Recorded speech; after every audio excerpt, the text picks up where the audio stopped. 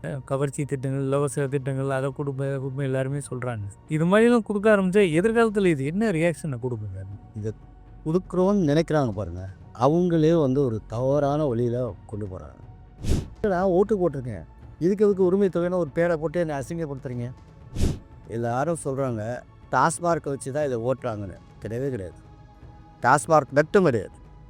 டாஸ்மாக மூடிட்டாலும் அந்த பணத்தை ஈடுகட்ட முடியுமா சார்? டாஸ்மார்க்குக்கு அதிகமாக காட்டியும் பொருளாதார நிலையை வந்து உயர்த்துறாப்புல வேலைவாய்ப்பை ஏற்படுத்தினாவே அவங்களோட குடும்பத்தை அவங்க பார்த்துக்கிட்டு மேலே வருவாங்க. இதுக்கு உதாரணம் சார், இந்த கொத்தாரி நிறுவனத்தோட கொத்தாரி டிஜிட்டல் நேயர்களுக்கு வணக்கம். இப்போ தேர்தல் காலம் ரொம்ப சூடு பிடிச்சி தமிழ்நாட்டில் நடந்துகிட்டு இருக்கு, பார்க்குறீங்க. இதில் நிறைய பேர் நிறைய வாக்குறுதிகள் கொடுக்குறாங்க. எல்லா கட்சிகள் சார்பில் இலவசங்கள் சொல்கிறாங்க, என்னென்னவோ புது புது திட்டங்கள்லாம் அறிவிக்கிறாங்க. ஆனால் நம்ம மேலே இருக்க கடன் மட்டும் அப்படியே இருக்குது. 9 லட்சம் 10 லட்சம் கோடிங்கிறாங்க. இதை வந்து சரி பண்ணுறதுக்கான ஒரு சோர்ஸ் ஆஃப் இன்கம் என்ன, ஏதாவது திட்டங்கள் உருப்படியாக இருக்கா அப்படின்னா எல்லா வாக்குறுதியும் அறிவிச்சிட்டு போகிறாங்க. இதை பற்றி கொஞ்சம் விரிவாக பேசுகிறதுக்கு பிரபல சமூக ஆர்வலர் ஃப்ரான்சிஸ் பாஸ்டின் மதுரையில் இருந்தவர் இப்போ இங்கே வந்திருக்காரு. அவர்கிட்ட நம்ம பேச போகிறோம். வணக்கம் சார். வணக்கம் சார். இப்போ இந்த வாக்குறுதிகள் தான் சார், நிறைய வாக்குறுதிகளை கொடுத்துருக்காங்க. அதுலேயும் பார்த்தீங்கன்னா ஒருத்தர் வந்து 10,000 கொடுக்குறேங்கிறாங்க, இன்னொருத்தர் 2,000 கொடுக்குறேங்கிறாங்க, இன்னொருத்தர் விஜய் என்ன சொல்ல போகிறான்னு தெரியல.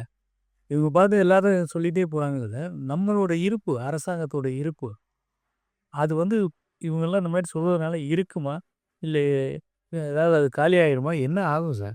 வாக்குறுதிகள் எங்கேருந்து ஆரம்பிக்கப்பட்டது, எப்படி ஆரம்பிக்கப்பட்டது அப்படின்னு பார்த்தீங்கன்னா, தமிழ்நாட்டில் இல்லை, இந்தியாவிலே வந்து 0 பட்ஜெட்லேருந்து ஆரம்பிக்கப்பட்டது. பற்றாக்குறை பட்ஜெட்டுன்னு சொல்லுவாங்க. Zero deficit budget.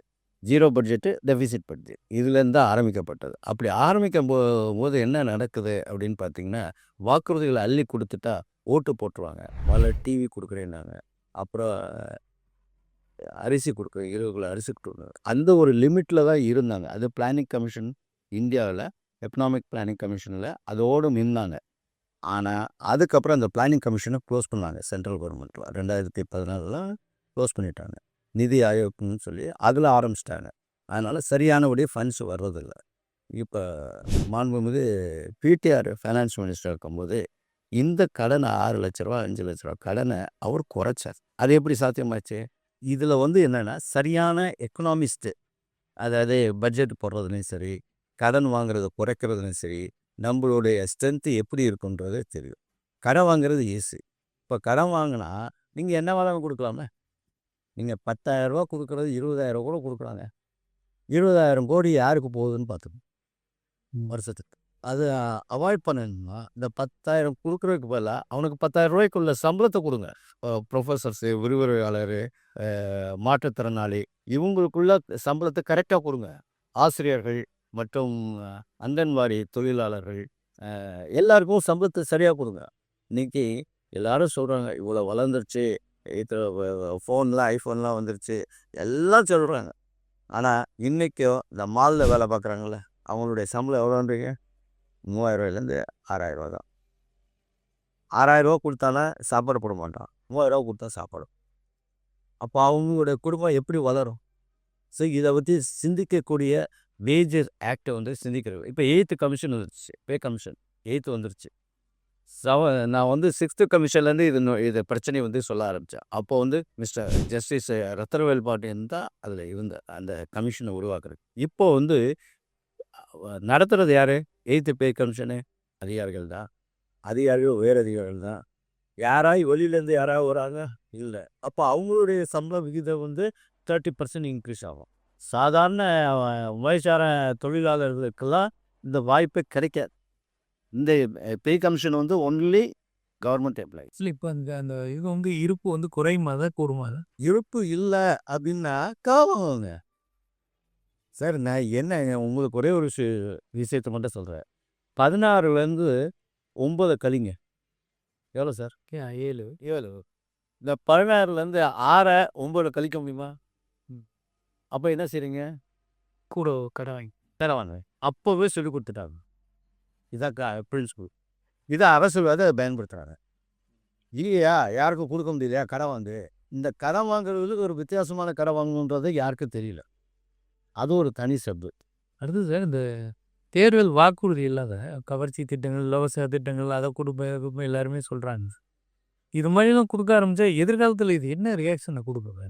இதை கொடுக்குறோன்னு நினைக்கிறாங்க பாருங்க, அவங்களே வந்து ஒரு தவறான வழியில் கொண்டு போகிறாங்க.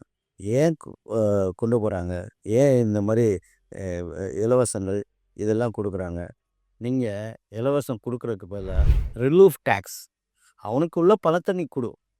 அது நீ சும்மா உரிமை தொகை அது இல்லை. இதெல்லாம் உரிமை தொகையெல்லாம் கிடையாது. இது வந்து நான் ஓட்டு போட்டிருக்கேன். இதுக்கு உரிமை தொகைன்னு ஒரு பேரை போட்டு என்னை அசிங்கப்படுத்துறீங்க. நான் பணத்தை கட்டுறேன். எனக்கு வந்து உங்களால் சலுகை கொடுக்கணும்னா சப்சிடியாக கொடுங்க. சப்சிடியாக வந்தால் ஒன்றும் பிரச்சனை கிடையாது. ஏன்னா நான் பணம் கட்டியிருக்கேன். ஒரு இண்டஸ்ட்ரி ஆரம்பிக்கிறோம். இண்டஸ்ட்ரி ஆரம்பி ஈபி இருக்குது. ஈபியை பணம் கட்டுறேன். அதில் வந்து 20% சப்சிடி தருவாங்க. வருஷம் அதை கழிச்சிட்டு கொடுப்பாங்க. அது மாதிரி நான் கட்டி எனக்கு கழிச்சு கொடுங்க. என் அக்கௌண்ட்டில் வர வைங்க. முதல்ல கேஸ் வந்துச்சு. கேஸில் பணம் கட்டினாங்க. திருப்பி அதை வந்து நம்ம அக்கௌண்ட்டில் அதை ஒழுங்காக முறையாக செய்யணும். செய்யலை. இதுதான் இங்கே ஆரம்பிக்கிறது உள்ள இருப்பு தொகையை பொறுத்தவரையில் கவர்ச்சியான திட்டங்கள். கவர்ச்சி பணமாக கொடுக்கக்கூடாதுங்கிறீங்க. பணமாக யாருக்குமே கொடுக்கக்கூடாது. அது பெரிய ஒரு மிஸ்லீடிங்க. அது நான் என்ன சொல்கிறேன், அவன் பணம் கட்டியிருக்கான். அந்த பணத்தை அவன் அக்கௌண்ட்டுக்கு கொடுங்க. வேலையை கொடுங்கங்கிறீங்க. வேலை இல்லை. நீங்கள் ஒரு உதாரணத்துக்கு சொல்கிறேன். முதியோர்களுக்கு முன்னாடி வந்து பணம் அனுப்புகிறாங்க.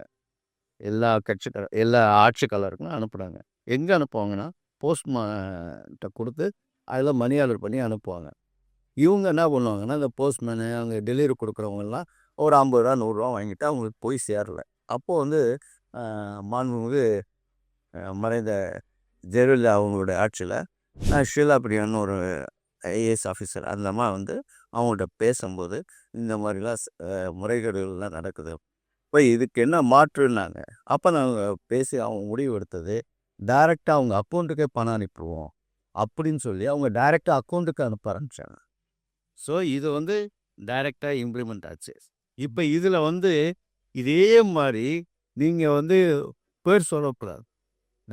பெண்களுக்கு நாங்கள் உரிமை தொகை தரோம், பஸ்ஸு இலவச பஸ்ஸு. என்ன நாங்கள் இன்னும் இலவசமாக நாங்கள் வாழணும்? இலவசமாக நாங்கள் வாழணும் அவசியம் கிடையாது. உங்களுக்கு ஓட்டு போட்டு நீங்கள் உங்கள் மொத்த பட்ஜெட்லேயே நீங்கள் பணத்தை எடுப்பீங்க. வருஷத்துக்கு லீக்கேஜி, வேஸ்டேஜி, நாட் யூட்டிலைசேஷன் ஆஃப் ஃபண்ட்ஸு இதெல்லாம் உங்கள் பட்ஜெட்டில் இருக்கும்போது லீக்கேஜ் எவ்வளவு? 30%. லீக்கேஜ்னா என்னது? பணம் ஒரு ப்ராஜெக்ட் எடுக்கிறாங்க கவர்மெண்ட்டில். 50% வரையும் சேலரி மற்ற ஐட்டத்துக்கு எடுத்துருவாங்க. எஜுகேஷன் அந்த மாதிரி எடுத்துருவாங்க. மீதி 50% இன்ஃப்ராஸ்ட்ரக்சர்னு போடுவாங்க. அந்த இன்ஃப்ராஸ்ட்ரக்சரில் 30% மந்திரி, அதிகாரி எல்லாரும் அதில் கமிஷன் கொடுத்துருவாங்க. அதுதான் லீக்கேஜ். அதாவது ஊழல், லஞ்சம். நான் லஞ்ச ஊழல் நான் சொல்லவே மாட்டேன். எதுக்கு லஞ்ச ஊழல்? லீக்கேஜ் தான். அதில் வேஸ்டேஜ். அதில் வந்து நான் யூட்டிலைசேஷன் ஆஃப் யுவர் மணி. நீங்கள் கடைசி நேரத்தில் இந்த பணம் எந்தெந்த டிபார்ட்மெண்ட்டில் பணம் இருக்கு அதை மாற்று அப்படின்னு தான் சொல்லுவாங்க.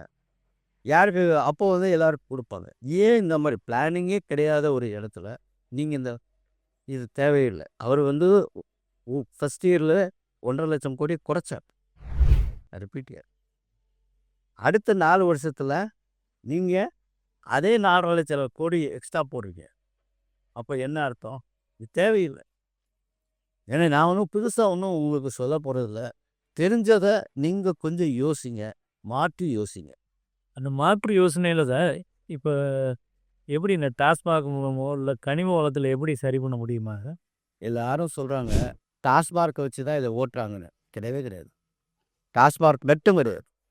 டாஸ்மாகை மூடிட்டாலும் அந்த பணத்தை ஈடுகட்ட முடியுமா? சார் டாஸ்மார்க்கு அதிகமாக காட்டியும் டாஸ்மார்க்கை நீ நிப்பாட்ட முடியாது. ஒன்று, ஏன்னா இவன் குடிச்சு பழகினவன். அவனுக்கு ட்ரீட்மெண்ட் பண்ணி நான் குடிக்க மாட்டேன்னு வந்தால் தான் நீங்கள் டாஸ்மார்க்கை க்ளோஸ் பண்ணுவோம். இல்லை, அந்த அப்படி இல்லையானா அந்த ஃபண்ட்ஸுக்கு வந்து வேறு சோர்ஸ் என்ன இருக்குதுன்னு நீங்கள் கேட்பீங்க. நான் மினரல்ஸ் வந்து நம்ம தமிழ்நாட்டில் உள்ள மினரல்ஸ் மாதிரி எந்த கண்ட்ரிலையும் கிடையாது. அந்த மினரல்ஸ் தான் வர வேண்டிய பணம் ரெகுலரைஸ் பண்ணுங்க. கிரானைட்டு, மணல், கல்பாரி எல்லாத்தையும் ரெகுலரைஸ் பண்ணுங்க. அதுலேயும் ஏகப்பட்ட போதாக இருக்கு. நீங்கள் அதில் ரெகுலரைஸ் பண்ணுங்க. அலாட்மெண்ட்டுக்கு கமிஷனு, வேஸ்டேஜ், அதில் லீக்கேஜு எல்லாமே அதில் இருக்கு. அந்த இதை எடுத்து கனிம வளத்தை ரெகுலரைஸ் பண்ணி அதை வந்து டாஸ்மாகில் டாஸ்மார்க்கே இல்லை, நீங்கள் சேவ் பண்ணி உங்களுடைய பட்ஜெட்டுக்கு யூஸ் பண்ணிக்கலாம். சார் நான் 350 ரூபா மட்டும் கவர்மெண்ட்டில் கட்டிட்டு 25,000 ரூபாய்க்கு மனம் வாங்குறானே, அதை பற்றி யாராவது யோசிச்சிங்களா? ஒரு யூனிட்டுக்கு 350 ரூபா தான் கட்டுறான். 1500 ரூபா வச்சுக்கோங்க. மீதி பணம் 25,000 ரூபா கட்டுறான் அவன் ஏரியாவுக்கு போகிறதுக்கு. கேட்டால் டிரான்ஸ்போர்ட்டு அது இதுன்னு சொல்கிறான். இது எதுக்கு சொல்ல வரேன்னா, இதை வந்து ரெகுலரைஸ் பண்ணணும். முன்னாடி வந்து ப்ரைவேட்டாக தான் இருந்துச்சு. டாஸ்மார்க் இது ப்ரைவேட்டாக தான் இருந்துச்சு. டாஸ்மார்க் கிடையாது. ஐஎம்எஃப்னு சொல்லுவாங்க, இந்தியன் மானிட்டரி லிக்கர்னு சொல்லி, அந்த ஃபாரின் லிக்கர்னு சொல்லி அதான் அது மூலிமா டைரக்ட் மார்க்கெட்டிங் தான் பண்ணாங்க. எம்ஜிஆர் வந்த பிறகு, ஜெயலலிதா வந்த பிறகு இதனுடைய டாஸ்மார்க்ன்ற ஒரு பேரே உருவாக்குனாங்க. இந்த டாஸ்மார்க்கில் எப்படி உருவாக்குனா ரெகுலரைஸ் பண்ணிட்டாங்க. முன்னாடிலாம் நல்லா சம்பாரிச்சுக்கிட்டு இருந்தான். இப்போ அதே மாதிரி இதை செய்யுங்க. கனிம வளத்துறையில் நம்ம நல்லா செய்யணும் முயற்சி எடுத்தார் எம்ஜிஆர். டேமின்னு ஒன்று ஆரம்பித்தார். அந்த டேமின்னு அந்த சேர்மன் போஸ்ட்டுக்கே காசு கொடுத்து வர வேண்டியதாகி போச்சு. சரி, இதெல்லாம் வந்து அவாய்ட் பண்ணணும் சார். இன்றைக்கி மனசில் பட்டதை நான் உங்களுக்கு சொல்கிறேன். இன்றைக்கி யூனிவர்சிட்டியில் எத்தனை பேருக்கு பெர்மனெண்ட் எம்ப்ளாயி இல்லாமல் எவ்வளோ பேர் வேலை பார்க்குறாங்க? 27% சார். போஸ்ட் அப்பாயின்மெண்ட் பண்ணணும் சார், காலியாக இருக்குது. அதுக்கான முயற்சி யாரும் எடுக்கல. ப்ரொடக்டிவிட்டியாக ஒரு சமுதாயத்துக்கு என்ன தேவை, எப்படி பண்ண இந்த ஒரு ஸ்கூல் வாத்தியார்னு சொல்லுவாங்க, ஒன் டீச்சர் ஸ்கூல்னு சொல்லுவாங்க. அதில் வந்து 250 ஸ்டூடெண்ட்ஸ் இருப்பான். ஒரு டீச்சரை வச்சு எப்படி சார் நான் நடத்துறது? முடியாது. ஸோ நீங்கள் ஸ்கீம்லாம் மாற்றணும் சார். ஸோ இதெல்லாம் வந்து ஒரு இதை சப்ஜெக்ட் எடுத்தால் நிறையா போகும் தமிழ்நாட்டில் சார். அடுத்து யார் ஆட்சிக்கு வந்தாலுமே இந்த அரசாங்கத்துக்கான கடன் தொகை வந்து கிட்டத்தட்ட 10 லட்சம் கோடி ரூபாய் இருக்குது.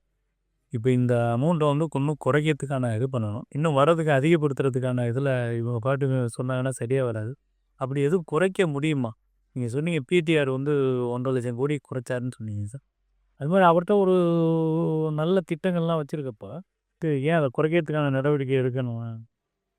அவங்க வந்து அன்னைக்கு ஸ்டேஜில் அவர் போனதுக்கப்புறம் இவங்க மற்றபடி விளம்பரங்களும் மற்ற ப்ராஜெக்டுக்கு இதுலேருந்து எடுக்க முடியாமல் கடை வாங்குறேன். அதையே நான் என்ன சொல்கிறேன்னா, வெரி ஸ்மார்ட் சிட்டி ஆரம்பிக்கிறாங்க. ஸ்மார்ட் ப்ராஜெக்டு கொஞ்சம் திட்டங்களை உருவாக்குங்க, அதில் கடை வாங்க, அதில் வருகின்ற வருமானத்தை நீங்கள் கட்டுங்க. நான் சொல்கிறது ஒரு உதாரணத்துக்கு, ஒரு கார்பரேஷனில் பாதாள சாக்கடைக்கு கடன் வாங்குறாங்க. வேர்ல்டு பேங்க்கில் கொடுத்துட்டான். தட் இஸ் கால்டு பில்ட், அதாவது பிஓடின்னு பேசுகிறேன், build to operate turn over. அதை கொடுத்துட்டாங்க. நீங்கள் மக்கள்கிட்டையும் என்ன செய்கிறீங்க? 10,000 ரூபா 20,000 ரூபா டெபாசிட் வாங்கிறீங்க சார். அப்புறம் என்ன சார் இருக்குது? ஸோ உங்களுடைய மேனேஜ்மெண்ட்டு, பிளானிங், ஆர்கனைசிங் எல்லாமே வீக்காக இருக்குது. நீங்கள் கடன் வாங்குறது, கடன் கொடுக்குறதுக்கெல்லாம் பேங்க்ஸில் என்ன செய்கிறான்னா, உங்களுடைய தகுதியை பார்க்குறான், பணம் கட்டுவீங்கன்னு பார்க்குறான். இவங்க வாங்குகிற பணத்தை அங்கே கட்டுறதே இல்லையே. கட்டினா நேராக குறைஞ்சிருக்கோங்களா, திருப்பி இன்னொரு தெருவு பார்க்குறோம், 5 தெருவு பார்க்குறோம், 10 தெருவு பார்க்குறோம். இது ஒன்று வேணாம். நீங்கள் பிளாட்ஃபார்மில் இந்த கிரானைட்டு கல் அப்படி போஸ்ட் பண்ணி வச்சுருக்காங்க. எத்தனை கல் ஒரு 2-3 வருஷத்துக்கு முன்னாடி வச்சாங்க, இப்போ எத்தனை கல் திருப்பி உருவாக்குறாங்க. இதுதான் வேஸ்டேஜ். நீங்கள் வந்து ஒரு ஒரு கார்பரேஷன்லேயோ ஒரு பஞ்சாயத்துலேயோ எது வேஸ்ட் பண்ணுறாங்க யாருக்குமே தெரிய மாட்டேங்குது. அதுக்கான அதிகாரிகளும் தெரிஞ்ச அதிகாரிகள் யாருமே கிடையாது. ஸோ இது ஒரு மெத்தடு சார். அப்புறம் கடைசியாக ஒரு கேள்வி, இப்போ இந்த இலவச திட்டங்கள்னு வீட்டுக்கு கிரைண்டர் கொடுத்தாங்க, இதெல்லாம் டிவி என்னென்னமோ அதெல்லாம் கொடுக்குறாங்க. அடித்தட்டு மக்களுக்கு வீட்டில் இருக்கிறவங்களுக்கு அது இல்லாத ஒரு கிரைண்டரோ ஒரு மிக்சியோ அது பயனுள்ளதாக தானே இருக்குங்க. அது ஒன்று. அதே மாதிரி இப்போ வந்து அவங்க மகளிர் உரிமை இந்த பஸ்ஸுக்கு இலவசம் பெண்களுக்குன்னு சொல்லிடுறாங்க. அவங்கெல்லாம் பேசுகிறத பார்த்தா, நாங்கள் ஒரு இடத்துல இன்னொரு இடத்துக்கு போகிறதுக்கு இவ்வளோ செலவாகும், எங்கள் மாத பட்ஜெட்டு இவ்வளவு, அது வந்து இப்போ எங்களுக்கு குறையுது, அதை எங்கள் குடும்பத்தில் அதை வந்து மற்ற செலவுக்கு நான் பயன்படுத்துகிறோன்னு சொல்கிறப்ப, இலவசங்கிறது ஒரு குறிப்பிட்ட சாராருக்கு அது ரொம்ப இன்னைக்கு அது அத்தியாவசியமாக தானே இருக்குது. ஒட்டுமொத்தமாக இலவசத்தை வேணான்னு எப்படி சொல்ல முடியும்? நான் இலவசம் வேண்டானோ, இல்லை அந்த பொருள்கள் அவங்களுக்கு கிடைக்காம இருக்கிறதுக்கோ, இல்லை ட்ராவல் பண்ணுறதுக்கு காசு இல்லாமல் ட்ராவல் பண்ணுறதுக்கோ நான் பேச வரல. ஒரே பாயிண்ட்டு தான், அவங்கள வாங்குறதுக்கு பர்ச்சேசிங் பவரை நீங்கள் உருவாக்கிட்டீங்களா? இல்லாதனால தானே நீங்கள் வந்து இப்போ கொடுக்குறீங்க. ஆமாம்.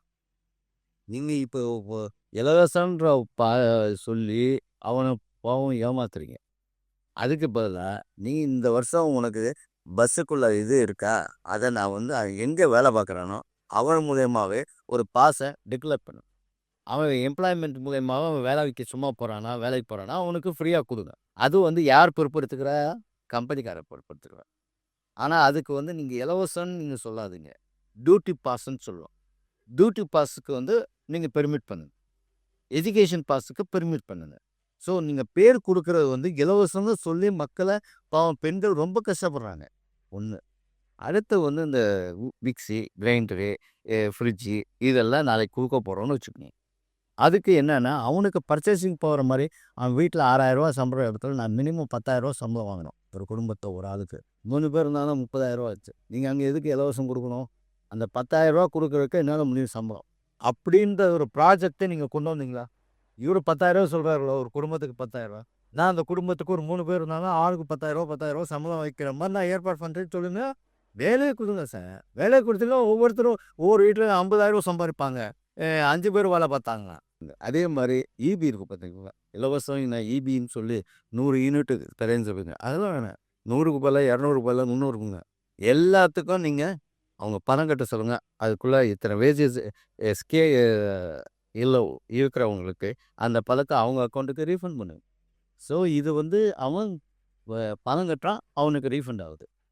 எல்லாம் அதனால என்ன ஆகுனா நீங்கள் வந்து நாங்கள் யாருமே இலவசமாக ட்ராவல் பண்ணலன்னு ஒவ்வொரு சிட்டிசனும் சொல்லுவான். அதுதான் நீங்கள் தமிழ்நாட்டில் ஒரு புதிய முயற்சி எடுக்கணும். அதுக்கு என்ன பேர் சொன்னீங்க? Relief tax. அதாவது நம்ம வந்து நம்ம ஊர் பட்டி நம்மளுக்குள்ள பணத்தை நம்ம அக்கௌண்ட்டுக்கு வர வைக்குது. நான் அந்த கவர்மெண்ட்டுக்கு பாங்க கட்டிட்டேன், ட்ராவல் பண்ணிட்டேன், எனக்கு இலவசமாக கொடுக்கல. ஆனால் நிதியில் வந்து என்ன செஞ்சாங்க, அதை ரிலீஃப் பண்ணுறேன். ஏன் சார் ஒரு இண்டஸ்ட்ரி ஆரம்பிக்கிறான், அவனுக்கு சப்சிடின்னு சொல்லி நீங்கள் அவனுக்கு கொடுக்குறீங்க 25%, 30%. அவன் பணக்காரனுக்காக தானே நீங்கள் கொடுக்குறீங்க. அப்போ சாதாரண ஏழைக்கு நீங்கள் அந்த ரிலீஃபு கொடுக்கலாம்ல. இபி கொடுக்கலாம். இபி, பஸ்ஸு எல்லாத்துக்குமே பஸ்ஸெல்லாம் 100%. நீங்கள் வந்து இபியை வந்து இன்னும் இதை விட ஒரு விஷயம் என்னென்னா டெனண்ட்டாக இருக்காங்க, அதாவது வாடகையில் இருக்காங்க, அவங்களுக்குலாம் இபி ஃப்ரீயாக இருக்குங்க. டெனண்ட்டுக்கு மட்டும் ஒரு மாதம் ஒரு 10,000 சம்பளம் வாங்குறவங்க, 20,000 சம்பளம் வாங்க, அதாவது 100 நாள் வேலை வாய்ப்பு திட்டம் மாதிரி இருக்கிறவங்க எல்லாத்துக்கும் 10,000 இது இபி வந்து ஃப்ரீயாக இருக்குங்க. 2,000 வரையும் நீங்கள் இபி கட்ட தேவையில்ல. ஆனால் கட்டிட்டு அவங்களுக்கு வரணும் அக்கௌண்ட்டில். நீங்கள் எங்கேயாவது அமலில் இருக்கா சார்? சார் அமல் இருக்கா இல்லையான்றதை நாளைக்கு வேர்ல்டு பேங்க்லேருந்து எல்லோரும் உங்களை வாட்ச் பண்ணி உங்களை வந்து தமிழை அடுத்த ஸ்டேஜுக்கு கொண்டு போவோம். அடுத்த ஸ்டேஜுக்கு யாராங்க எங்கள் தமிழ்நாட்டில் யாருக்கு இலவசமாக நாங்கள் கொடுக்குறதில்ல. அவங்களே பணம் கட்டி அவங்களே ரீஃபண்ட் வாங்கிக்கிறாங்க. அடுத்தது தான் இப்போ உதாரணத்துக்கு இப்போ நீங்கள் சொன்னீங்கல்ல சார், அதாவது அவங்களோட பொருளாதார நிலையை வந்து உயர்த்துறாப்புல வேலைவாய்ப்பை ஏற்படுத்தினாவே அவங்களோட குடும்பத்தை அவங்க பார்த்துக்கிட்டு மேலே வருவாங்கன்னு. இதுக்கு உதாரணம் சார், இந்த குத்தாரி நிறுவனத்தோட ஒரு நான் லெதர் ஷூ ஃபேக்ட்ரி ஒன்று 2 வருஷமாக பெரம்பலூர் மாவட்டம் எறையூரில் இயங்குது. அந்த இது வந்து பின்தங்கிய மாவட்டம் சார். அந்த மாவட்டத்தில் அந்த அந்த கிராமங்கள் அந்த சுற்றி எறையூரை சுற்றி கிட்டத்தட்ட ஆயிரக்கணக்கான பெண்கள் சார், ஒரு 2,000 பேர் வருவாங்க. அவங்களுக்கு இவங்க வந்து கூப்பிட்டு ட்ரைனிங் கொடுத்து வேலை வாய்ப்பு கொடுத்துட்டாங்க. கொடுத்து அவங்க என்ன ஆயிடுச்சுனாங்க, அதுக்கு முன்னால் அந்த பெண்கள் வீட்டில் அவங்கள வந்து ஒன்று குடும்பத்தினரோ அவங்க சொந்தக்காரங்க பார்த்த ஒரு விதம் இருக்குங்க.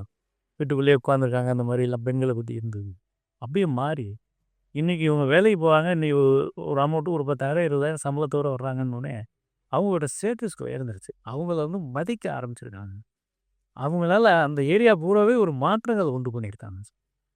இது வந்து தமிழக அரசோட முழு ஒத்துழைப்போட இந்த கொத்தாரி நிறுவனம் சார்பில் அங்கே நடத்திட்டு இருக்காங்க சார். இதே தான் தட் இஸ் கால்டு ஜாயிண்ட் இல்லைன்னா participative management with the government to start up the industry in oil taluks. நான் சொல்லி பெரம்பலூர் இந்த பொருளாதாரத்தில் அடிபட்டவங்க எல்லா மாவட்டங்களும் எல்லா தாலுக்காலையும் இருக்காங்க. இப்போ நான் ஒரு இண்டஸ்ட்ரி ஆரம்பிச்சிருட்டா அவன் வந்து அவனுக்கு சர்வைவல் ஆயிடுவான். ஒன்று. ரெண்டாவது வந்து ரொம்ப பெரிய விஷயம் என்னென்னா, வயக்காடு இல்லாதவங்க இருக்கிறவங்க இப்படி 2 இது அப்படிங்கும்போது இல்லாதவங்களுக்கு 100 நாள் வேலை வாய்ப்புக்கு வந்துடுறீங்க. அந்த 100 நாள் வேலை வாய்ப்பை நீங்கள் சொல்லாதீங்க. Minimum wages act we are going to introduce for all people. 3 நாள் எதுக்கு நீங்கள் சொல்கிறீங்க? நீங்களும் ஒரு டேர்மை ஃபிக்ஸ் பண்ணுறீங்க, இவ்வளோ கூட தான் வேலை வாங்கணும். அதை நீங்கள் எத்தனையோ உங்களுக்கு கான்ட்ராக்டர் இருக்காங்க, எத்தனையோ பேர் இருக்காங்க, அவங்க வச்சு வேலையை எம்ப்ளாய்மெண்ட் பண்ண சொல்லுங்கள். சரிங்க, இண்டஸ்ட்ரி ஆரம்பிங்க. இதுலேயே நீங்கள் ஒரு இண்டஸ்ட்ரி ஆரம்பிக்கிறீங்க சார், இத்தனை பேர் வேலைக்கு எடு, நான் இந்த சலுகை தரேன், இதில் தரேன், இதில் தரேன், இவ்வளோ பேரை வேலைக்கு கொடு, ஆனால் சம்பளம் மினிமம் 10,000 ரூபா. இந்த எல்லா இடமும் புது தொழிற்சாலை ஆரம்பித்து நம்ம இந்த கவர்மெண்ட் மாநில அரசு வந்து பண்ணிட்டு இருக்காங்கன்னு இது. சார் அது நீங்கள் கவுண்டிங் த இண்டஸ்ட்ரி, நான் அதை பற்றி பேசலை. நம்ம ஒரு புதுசாக நம்ம அந்த மாதிரி யார் கொடுக்குறாங்களோ அதுதான் இன்றைக்கி மிகப்பெரிய சக்ஸஸ்ஃபுல்லாக நம்மளுக்கு உருவாக்க முடியும். உங்களோட பேசின வகையில் இலவசங்கள், கவர்ச்சி திட்டங்கள் இதெல்லாம் விட்டுட்டு வேலை வாய்ப்புகளை ஒரு குடும்பத்துக்கு பண்ணுறாப்புல அவங்களே அவங்கள கை தூக்கி மேலே வர்றாப்புல ஒரு இதை ஏற்படுத்தணுங்கிறது உங்களோட லட்சியமாகவும் இருக்குது. அதை தான் நீங்கள் தொடர்ந்து சமூக இதுலேயும் வலியுறுத்தி வந்துக்கிட்டு இருக்கு. வெளியே எல்லாத்துலேயும் நீங்கள் பேசிகிட்டு இருக்கீங்க. உங்களோட பேச்சுக்கும் முயற்சிகளும் உண்மையிலே நடைமுறைக்கு வரட்டும் சார். எங்களோட ஸ்டுடியோவுக்கு நீங்கள் இதுவரை பேசினதுக்கு ரொம்ப நன்றி சார். தேங்க்யூ. நன்றி.